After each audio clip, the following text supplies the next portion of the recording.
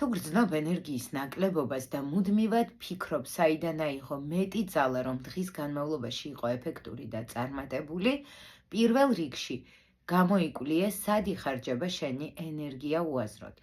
უაზროდ კი იხარჯება ის ენერგია, რომელსაც ჩვენ ვახარჯავთ დაუსრულებელ საქმეებს.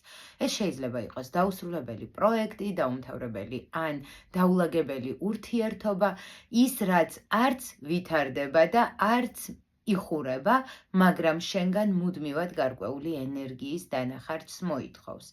ავტომატურად მიდის მან შენი ენერგიის გარკვეული ნაწილი და შენ გრძნობ თავს დაღლილად, მხოლოდ იმიტომ, რომ შენს რეალობაში უამრავი დაუსრულებელი საქმეა. მეორე, დაფიქრდი, რამდენად ეფექტურად ანაწილებ იმ ენერგიას, რომელიც უკვე გაქვს. შეიძლება ძალიან ბევრს აკეთებ სხვების სასარგებლოდ და შენთვის ცოტა ძალა გრჩება, ცოტა ენერგია.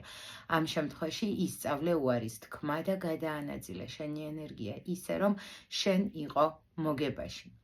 მესამე, ეს არის შენი ენერგეტიკული კონტეინერის გაზრდა, რამდენი არის შენი სასიცოცხლო ენერგიის ტევადობა და ამაზე რა თქმა უნდა ძალიან ბევრი ფაქტორი ახდენს გავლენას, თუმცა შენ შეგიძლია ამაზეც იქონიო გარკვეული ზეგავლენა, მაგალითად, თუ კი შენ იპოვი დამატებით მოტივაციას, თუ გექნება საზრისი, რისთვის გჭირდება ენერგია, დამერწმუნე ენერგია გათავისუფლდება და გახდები უფრო ეფექტური და წარმატებული.